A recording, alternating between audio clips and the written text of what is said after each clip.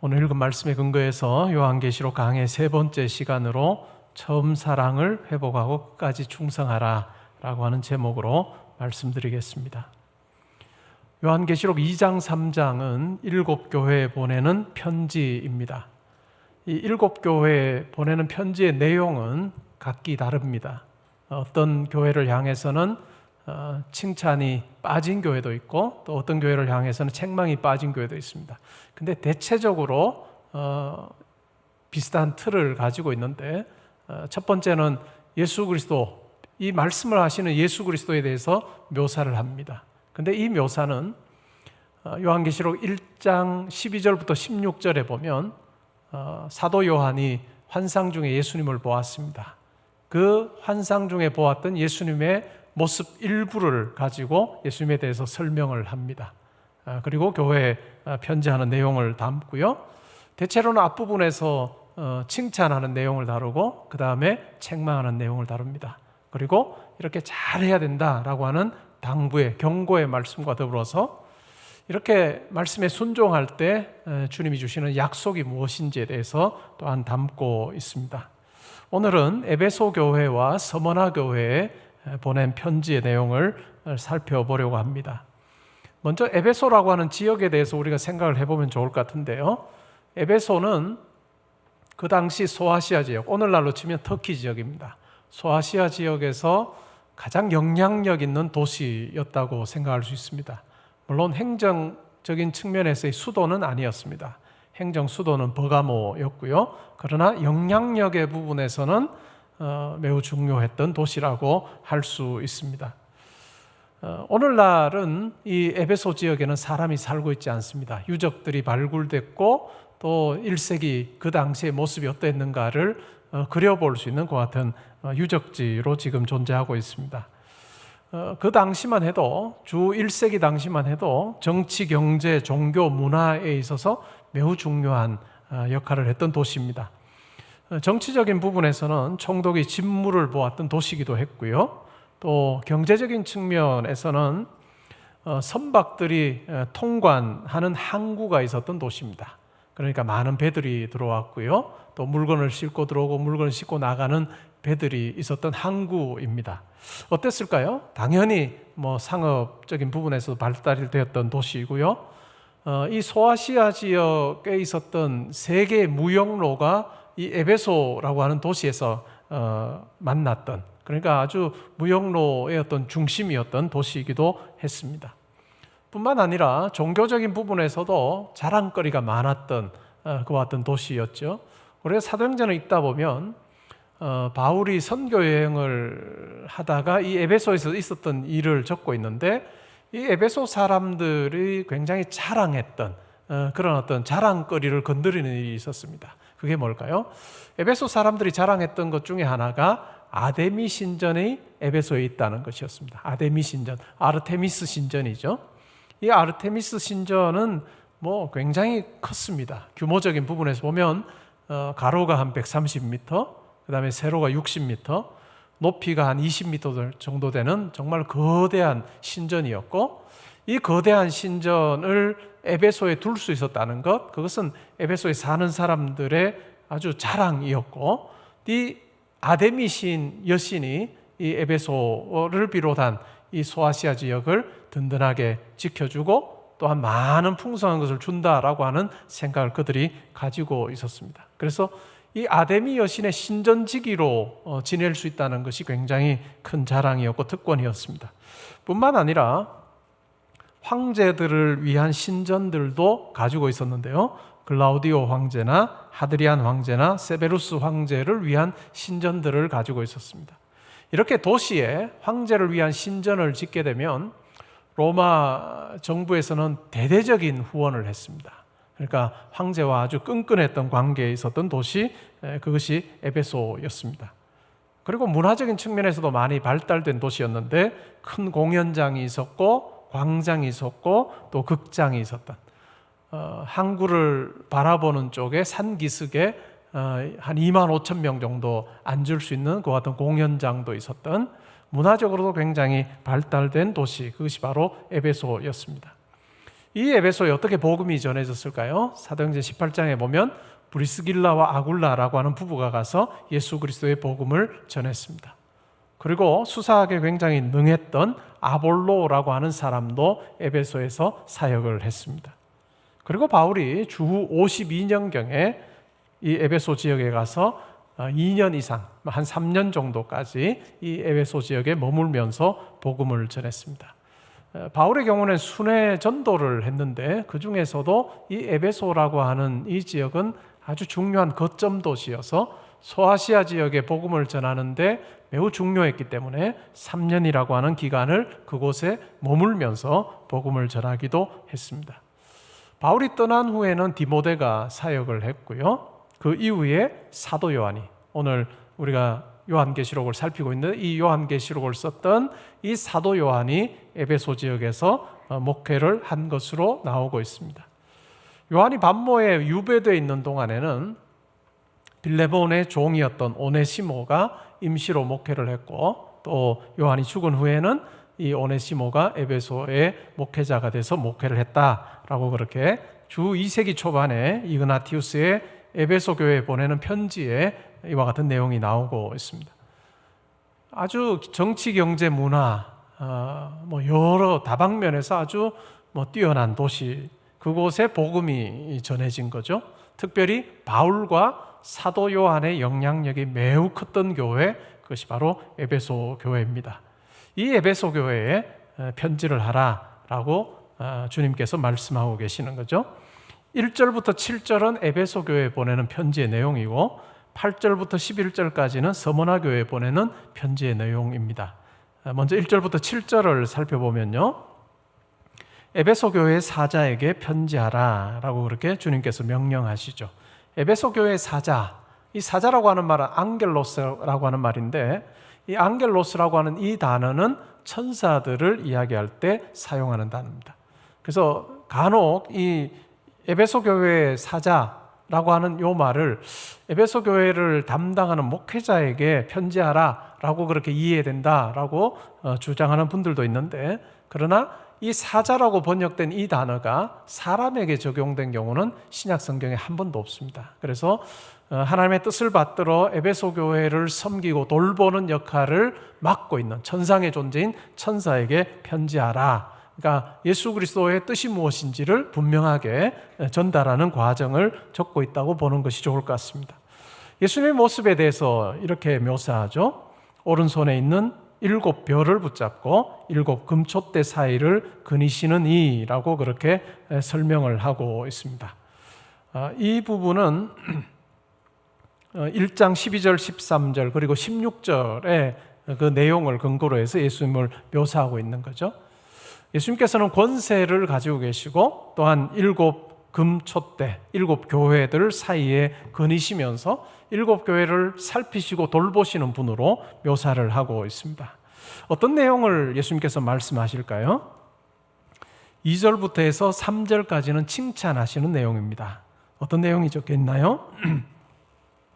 내가 내 행위와 수고와 내 인내를 알고, 그러니까 에베소 교회의 행위와 수고와 인내를 안다라고 말씀하는 거죠. 또 악한 자들을 용납하지 아니한 것과 자칭 사도라 하되 아닌 자들을 시험하여 그의 거짓된 것을 내가 드러낸 것과 또 내가 참고 내 이름을 위하여 견디고 게으르지 아니한 것을 안다. 예수님께서 2번이나 안다라고 하는 이야기를 하세요. 교회를 아시는 거죠. 교회가 어떠한지, 성도들이 어떠한지를 잘 안다라고 그렇게 말씀하십니다.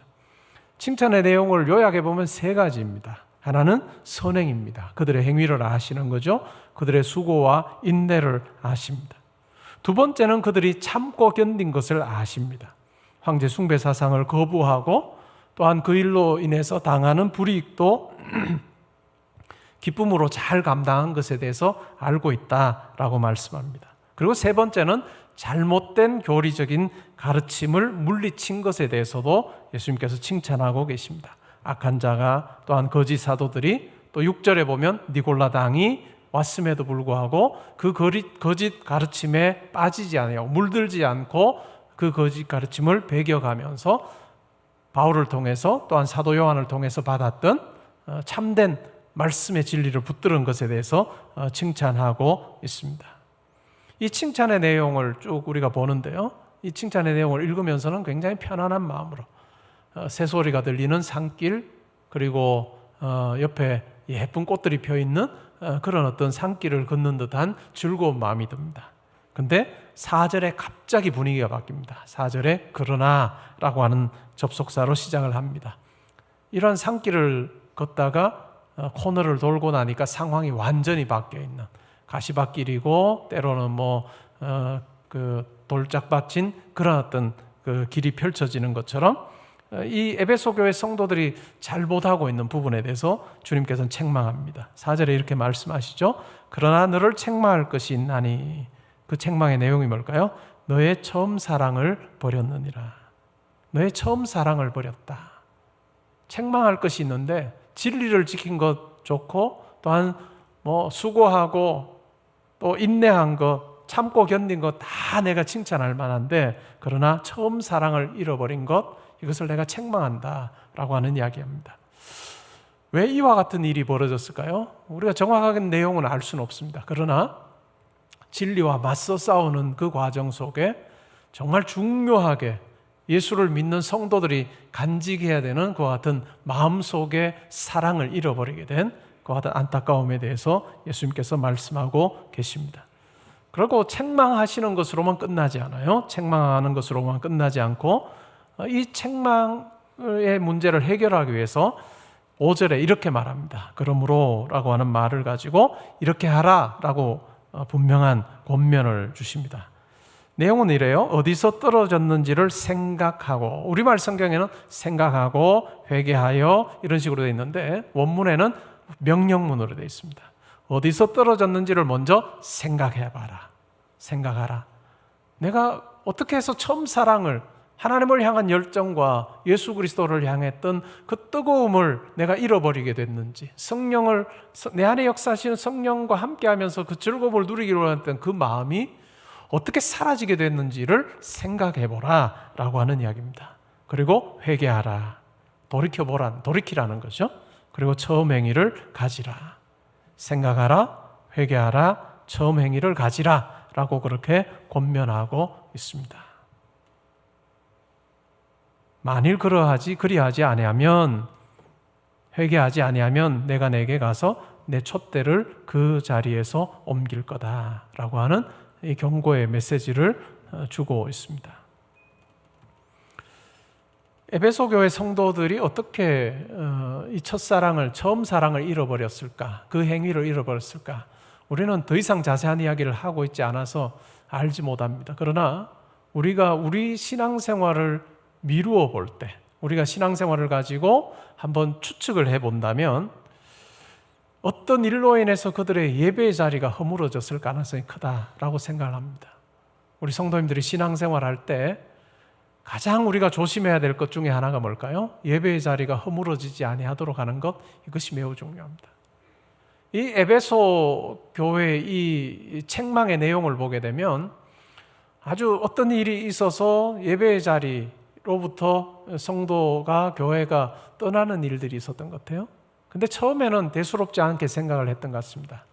그러나 점점 더 이것이 심각해져서 심지어는 내가 예수를 믿습니다, 하나님을 아버지라고 고백합니다, 내가 천국 백성입니다 라고 하는 이와 같은 분명한 지식은 있으나, 그러나 예배에서의 감격과 열정이 사라진, 그냥 예배조차도 형식으로 남아있었을 가능성이 큰 그 같은 모습을 우리가 생각해 볼 수 있습니다.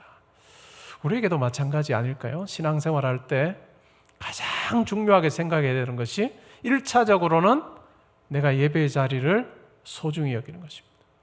그리고 내 몸만 예배의 자리에 있는 것이 아니라 사모하는 마음을 가지고 예배의 자리에서 하나님을 향해 내 모든 것을 다하여 예배하는 그 같은 마음을 잘 간직하는 것, 이것이 참 중요한 것 같습니다. 이 세상에 많은 모임들이 있습니다. 동창회 모임도 있고요, 또 여러 모임들을 우리가 하는데 어떤 모임은 굉장히 특별한 모임일 수도 있겠죠. 만약에 여러분들이 이 나라를 다스리는 통치자, 대통령으로부터 초대를 받아서 어떤 모임에 간다고 생각해 볼까요? 그 모임의 자리는 참 특별한 자리로 여겨질 거예요. 그렇죠? 여러분들이 편하게 그냥 갈 수 있는 사람, 가는 사람 아무도 없을 거예요. 준비를 하고 할 겁니다. 1대1 독대하는 것 아니어도 내가 그 자리에 초대받았다라고 하는 것이 특권이 돼서 정말 소중히 여기며 그 자리에 참석할 거예요. 준비해서 참석할 겁니다. 근데 우리 예배 자리는 어떨까요? 우리가 드리는 이 예배 자리는 그 자리와는 비교할 수 없는 특권의 자리라는 것을 우리가 기억할 필요가 있습니다. 온 우주 만물을 창조한 하나님께서 나를 초대하신 자리예요. 이 초대하신 자리 속에 하나님께서 자기의 영광을 우리에게 보여주시고 자기의 능력과 지혜를 우리에게 허락해 주시고 우리에게 참 평안을 허락해 주시는 정말로 하늘에 속한 놀라운 신령한 것을 부어주시는 자리, 그것이 바로 예배 자리입니다. 우리가 예배 자리에서 그 하나님을 만날 때, 그 하나님의 은총을 누리게 될 때 우리가 하나님을 향한 우리의 사랑이 식지 아니하고 시간이 지나도 여전히 하나님을 사모하는 마음으로 우리가 살 수 있게 해주시는 놀라운 비밀이 이 예배 자리에 있습니다. 우리가 제가 성도님들을 신방을 하다 보면 그런 아픔을 이야기하시는 성도님들이 꽤 계세요. 내 자녀가 주일학교 때까지는 신앙생활을 잘했는데 지금은 신앙생활 안 합니다 라고 하는 안타까움, 이것이 내 평생의 기도 제목입니다 라고 이야기하시는 성도님들이 꽤 계십니다. 정말 아픔이죠. 정말 아픔인데요, 어떻게 해서 그렇게 됐을까 생각을 해보면 예배의 자리가 허물어져서 그렇습니다. 공부하는 기간 동안에 중학교, 고등학교, 특별히 고등학교 다니면서 공부하고 대학 들어가서 이제 예배 드리면 되지 않아? 라고 하는 그 부모의 말에 아이가 예배 자리를 소홀히 여기게 되면 안타깝게도 한 2, 3년 정도 예배 자리 떠나고 나서 우리가 생각하는 것처럼 예배 자리로 돌아오지 못하는 아이들이 참 많은 것, 우리는 정말 주변에서 너무 많이 봅니다. 그러니까 우리의 예배 자리, 이 예배 자리에 한두 번 빠져도 괜찮아 라고 하는 것을 우리 부모로서 절대로 아이들에게 이야기해서는 안 된다. 정말로 피치 못할 상황이 생겨서 빠져야 된다면 정말로 이 문제를 부모가 얼마나 고민하는지를 보여줘야 됩니다. 그리고 대안으로 뭔가를 제시해서 이번에는 어쩔 수 없이 빠지지만 그러나 현장에서 예배하지 못한다면 어떤 방식으로든지 예배 드려야 된다라고 하는 것을 아이들에게 심어주는 그 일을 우리가 분명히 하지 않으면 신앙생활하면서 크고 작은 많은 일들이 우리 가운데 있습니다.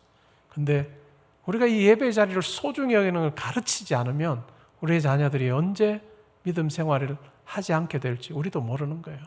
여러분의 자녀들이 정말 믿음 생활 잘하기를 원합니까? 부모로서 이 처음 사랑 잃지 아니하도록 하는 그것이 참 중요한 것 같아요.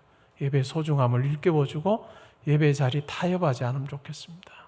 줌신방하면서 코로나19 상황이어서 신앙생활이 느슨해졌습니다 라고 이야기하는 우리 성도님들을 만납니다. 근데 대부분이 똑같은 이야기를 해요. 처음 그냥 예배 자리 한 번 빠지고 두 번 빠지고 쉽게 생각했는데 나중에는 그냥 예배라고 하는 게 무덤덤해져 버렸습니다 라고 하는 이야기를 하는 성도님들을 제가 만나곤 합니다. 예수님께서 뭐라고 말씀하실까요? 어디서 떨어졌는지를 생각해라. 회개하라, 돌이키라, 처음 행위를 가지라. 아마 에베소 교회 성도들도 마찬가지였던 것 같습니다. 여러분의 삶은 어떤지요? 여러분 자녀들은 어떤지요? 저는 교회를 위해서 기도하거나 또 제 가정을 위해서 기도하거나 우리 성도님들을 위해서 기도할 때마다 항상 빼놓지 않는 기도가 하나 있습니다. 그게 뭐냐 하면 제가 있는 동안만 개포동 교회가 든든하고 또 주님의 영광을 드러내는 교회가 되지 않고 제가 은퇴한 후에도 또 제가 하늘나라 간 후에도 제가 얼굴도 보지 못한 그런 목회자와 또한 성도님들이 이 개포동 교회를 세워가는 그 시기에도 정말 하나님의 기쁨이 되는 교회가 되길 원하고 정말 하나님의 뜻을 잘 감당하는 교회 되기를 원합니다. 예수 그리스도 오시는 그날까지 개포동 교회가 이 세상에서 이 땅에서 사라지지 아니하고 정말 말씀을 잘 받드는 교회가 되기를 원합니다 라고 하는 것이 저희 기도 제목 중에 하나예요. 가정을 위해서 기도할 때도 마찬가지입니다. 하나님, 제 삶뿐만 아니라 제 자녀들의 삶에 그리고 제가 얼굴도 보지 못할 후손들의 삶에 하나님 함께 하셔서 이 세상에서 어떤 위치에 오르든지 간에 그것보다 더 중요한 것은 한 사람도 예외 없이 하나님 나라에서 제가 다 만나기를 원합니다. 그것이 제 기도 제목이에요. 여러분을 위해서 기도할 때도 마찬가지입니다. 하나님, 저희 교회 성도님들 가정가정마다 붙들어 주셔서 우리 성도님들이 신앙생활 잘하는 것은 물론이고 자손들, 후손들이, 자녀들, 후손들이 믿음의 길에서 한 명도 떠나지 않게 해주십시오. 혹 처음 사랑에서 떠나 있다면 하나님 돌이켜서 주님께로 와서 정말 주님 주시는 그 영광스러움을 누리는 자가 되게 해달라. 저는 그렇게 기도합니다. 여러분, 저의 기도가 우리 모든 성도님들의 기도가 되면 좋겠습니다. 근데 매우 중요한 것은 우리의 사소한 행동 하나가 이것이 불가능하게 한다는 거예요. 교회를 봐도 마찬가지입니다. 이 땅에 교회가 참 많습니다. 어느 시기에는 참 유명하고 좋은 교회였던 교회가 한순간 어떤 판단을 잘못하게 되므로 어떤 사건을 통해서 정말로 그것이 이때까지 쌓아왔던 그 좋은 이미지가 그냥 땅바닥에 내동댕이 치어지는 교회가 얼마나 많은지, 이것은 모든 교회에 또 다 적용될 수 있는 것 같은 거예요. 그래서 우리가 어떤 결정을 할 때 정말 성경 말씀에 근거하여서 어긋나지 않는 정말 올바른 결정을 하는 그것이 얼마나 소중한가라고 하는 것을 우리가 잘 인식해서 교회가 결정할 때마다 정말로 올바른 결정할 수 있도록 우리가 함께 기도하고 마음을 모으는 것, 이게 참 중요한 것 같아요. 그리고 가정도 마찬가지입니다. 제가 조금 전에 말씀드린 것처럼 살면서 실수할 수 있고 실패할 수 있습니다. 그리고 정말 우여곡절을 우리가 다 겪습니다. 그 가운데서도 정말 하나님을 향한 이 예배의 자리, 내가 포기하지 않겠습니다. 그리고 내 자녀들에게 이것 하나만큼은 끝까지 물려주고 목숨 걸고 물려주고 가겠습니다. 내 자녀가 이 세상에 떵떵거리는 그러한 어떤 사람으로 살다가 예수 그리스도의 그 혼인잔치의 그 영광스러움을 누리지 못하는 그러한 자녀가 되지 아니하고 정말 항상 이 가장 좋은 이 영광의 자리 붙들고 살게 해주십시오 라고 하는 그런 마음으로 우리가 가르치고 같이 판단을 보여주는 그것이 참 중요한 것 같습니다. 에베소 교회에 그렇게 권면을 했습니다. 그러면서 6절에 보시면 책망을 했다가 다시 칭찬하시는 내용이 이 거짓 교리와 맞서 싸운 부분입니다. 오직 내게 이것이 있으니 내가 니골라당의 행위를 미워하는도다. 다음번에 우리가 살필 텐데 우상 숭배하고 성적으로 타락한 그와 같은 니골라당을 거부했던 것에 대해서 칭찬합니다. 7절에 보시면요, 귀 있는 자는 성령이 교회들에게 하시는 말씀을 들을지어다. 이 7절을 보면 꼭 교회 한 교회만을 향한 메시지가 아니에요. 교회들에게 하시는 말씀을 들으라.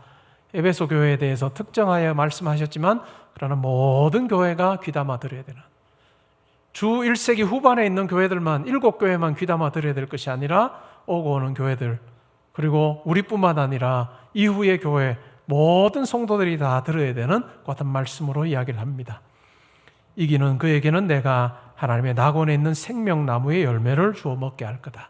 이기는 자가 누굴까요? 예수 그리스도의 말씀을 좇아서 처음 사랑 어디에서 떨어졌는지를 생각하고 돌이켜서 처음 행위를 회복하는 이 순종이 있는 믿음의 삶을 사는 자들, 그리고 예수 그리스도 안에서 참된 소망이 있음을 고백하는 자로 사는 그와 같은 자들에게 하나님의 낙원에 있는 생명나무의 열매, 타락한 우리 인간 더 이상 이 생명나무의 실과를 먹을 수 없는 그와 같은 자리에 있었으나 예수 그리스도께서 오심으로 우리가 하나님으로부터 생명을 누릴 수 있는 자 되게 하신 그 놀라운 은총을 누리는 자로 살게 해주시겠다라고 하는 말씀을 하고 있습니다.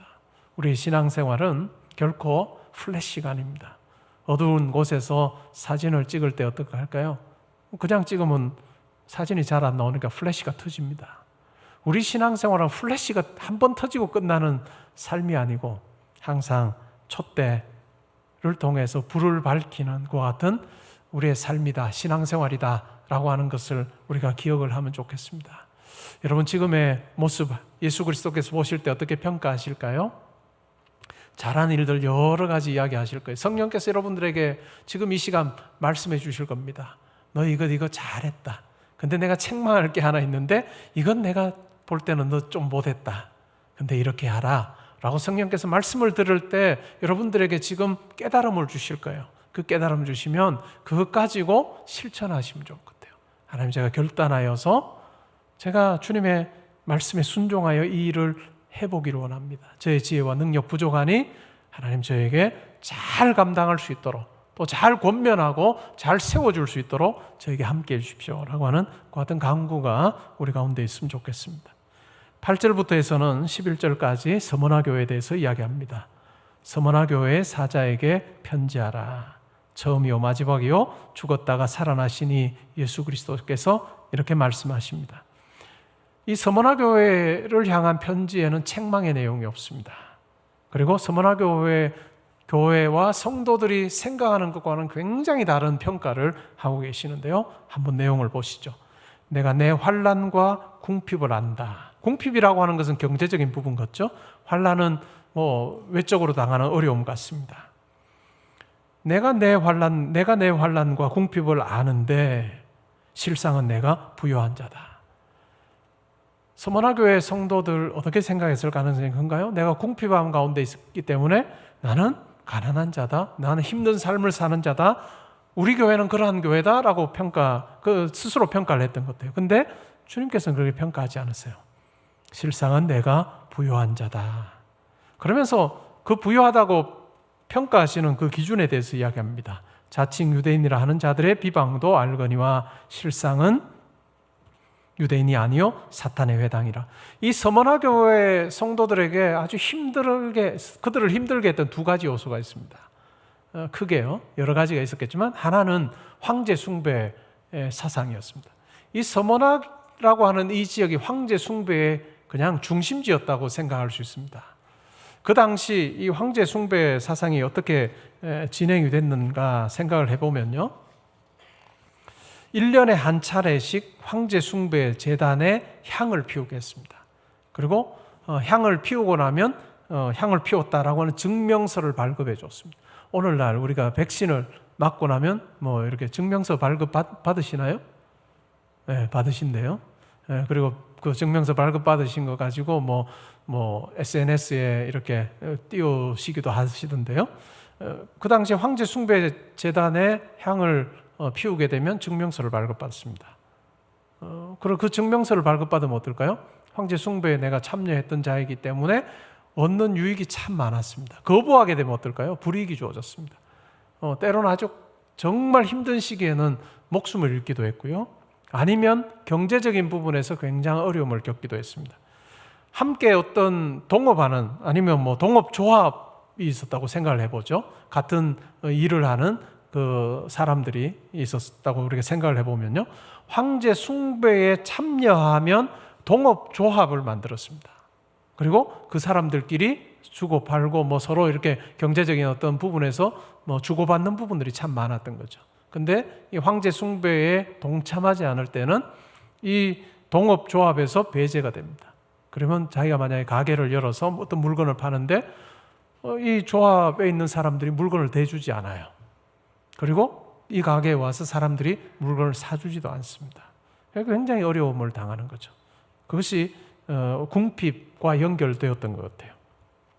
뿐만 아니라 유대인들도 굉장히 그 박해를 심하게 했습니다.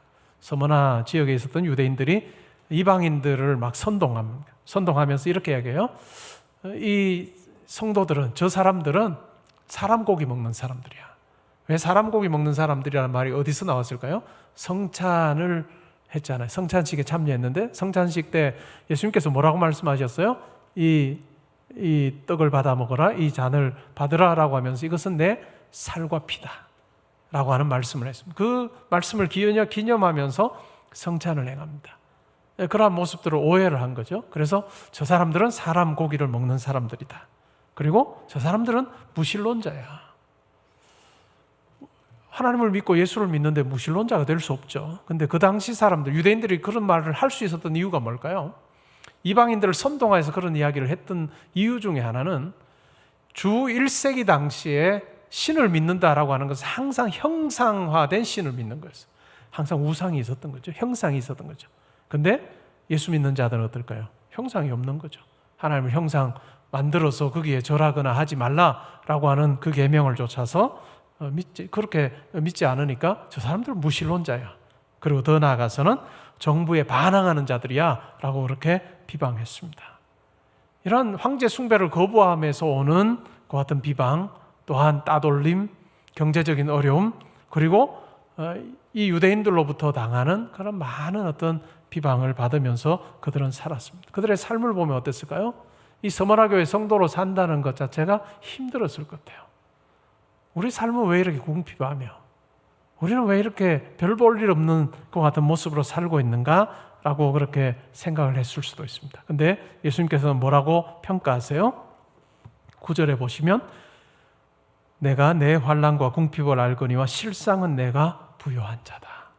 내가 너를 잘 아는데 너 부요한 자야. 하나님께서 너를 부요한 자로 평가하신다. 궁핍한 자가 아니고 하나님 앞에 정말 멋지게 사는 부요한 자다라고 그렇게 평가를 합니다. 그리고 10절에 보면요, 너는 장차 받을 고난을 두려워하지 말라. 볼지어다 마귀가 장차 너희 가운데서 몇 사람을 옥에 던져 시험을 받게 하리니 너희가 10일 동안 환난을 받을 거다. 앞으로 환난 받을 것에 대해서 이야기합니다. 근데 10일 동안 환난 받을 거다. 이 10일이라고 하는 것은 문자적으로 10일이 아니고요, 일정한 기간을 이야기합니다. 일정한 기간 동안 환난을 받을 거다. 그러나 소망이 있는 것은 뭘까요? 이 환난에도 하나님께서 함께 하시는 거죠. 그리고 환난의 기간도 정하시고, 이 문자적으로 10일이 아니지만 우리가 생각을 해보면 10일이 끝난 11일이 오게 하시는 하나님께서 이들과 함께 하신다라고 하는 소망의 메시지가 있습니다. 그래서 말씀하시는 내용이 뭘까요? 내가 죽도록 충성하라. 그리하면 내가 생명의 면류관을 내게 줄 것이다. 이 죽도록 충성할 때 생명의 면류관을 줄 거다라고 그렇게 말씀하십니다. 11절에 보시면요, 귀 있는 자는 성령이 교회들에게 하시는 말씀을 들을지어다. 이기는 자는 둘째 사망의 해를 받지 아니하리라. 이 둘째 사망이라고 하는 건 이런 거예요. 모든 사람이 다 세상에 살다 죽습니다. 예수 그리스도 오시는 날에 모든 사람이 다 부활합니다. 그리고 예수를 믿었던 사람은 부활하여서 하나님 나라에서 영원히 하나님과 더불어 사는 그 영생을 누리게 됩니다. 그러나 어떨까요?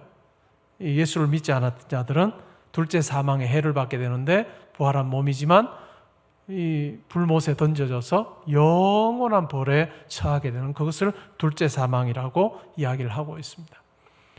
이 권면은 절대로 그냥 이 세상, 현세라고 하는 것에서 그치지 않은 거죠. 영원한 하나님 나라, 그리고 하나님과 상관없는 것 같은 지옥, 이 둘 중에 무엇을 선택할 건가라고 하는 부분을 우리에게 이야기해 주고 있습니다. 오늘 우리가 이 에베소 교회, 서머나 교회를 향한 편지의 내용을 우리가 살펴봤는데, 나를 잘 아시는 예수님께서 나에 대해서 어떻게 평가하실까? 나에 대해서 어떻게 평가하실까? 세상 사람들이 나를 평가할 때는 당신 성공한 삶 같소. 그러면서 여러 이유를 댈 거예요. 당신 보니까 이러이러한 것들 보니 정말 당신 괜찮은 인생이고 또 성공한 삶인 것 같다라고 하는 그런 이야기를 할지 모릅니다. 그러나 그 조건을 가지고 예수님께서는 우리를 평가하지 않는다는 거예요. 그 조건으로 우리를 평가하지 않으시고 예수님께서는 다른 조건으로, 다른 기준을 가지고 우리를 평가하시는 거예요. 예수를 신실하게 믿었느냐? 믿음 생활하며 소망 가운데 하나님 의지하며 살았는가? 가장 영광스러운 모임인 예배 자리 가운데서 하나님을 사모함이 있었느냐? 하나님과의 풍성한 교제 자리에서 주님 주시는 지혜와 능력으로 삶을 살았느냐? 그리고 내 영광이 목적이 아니고 하나님의 영광 위해서 사는 정말 천국 백성으로서의 삶을 살고 있느냐? 그것이 주님의 평가 기준입니다. 그 평가 기준에 여러분이 정말 실상은 부요한 자다. 실상은 부요한, 이 세상에 여러분의 평가 기준이 정말 때로는 부요하지 않은 자고 아니면 부요한 자일 수 있어도 그것이 아니라 하나님께서 여러분들을 평가하실 때 부요한 자다라고 하는 것 같은 평가가 있는 것 같은 삶이 되면 좋겠습니다. 여러분들에게 맡겨주신 인생 정말 믿음 안에서 잘 가꾸시면 좋겠습니다. 플래시가 아니고 정말 촛대 위에 등불처럼 세상을 잘 밝히는, 우리의 마지막 호흡하는 그날까지 정말 하나님의 선하심과 인자하심을 드러내는 그 같은 촛대 역할 잘하는 여러분이 되시면 좋겠고, 교회가 되면 좋겠습니다. 그리고 더 나아가서 우리 시기뿐만 아니라 이후에도 우리 개포동교회가 또 여러분 가정이 가문이 정말 하나님을 잘 섬기는 교회 되게 하시고 가정 되게 하시고 놀라운 하나님의 붙들어 주심이 있는 그 같은 일들이 여러분 가운데 있으시기를 주님의 이름으로 축복합니다.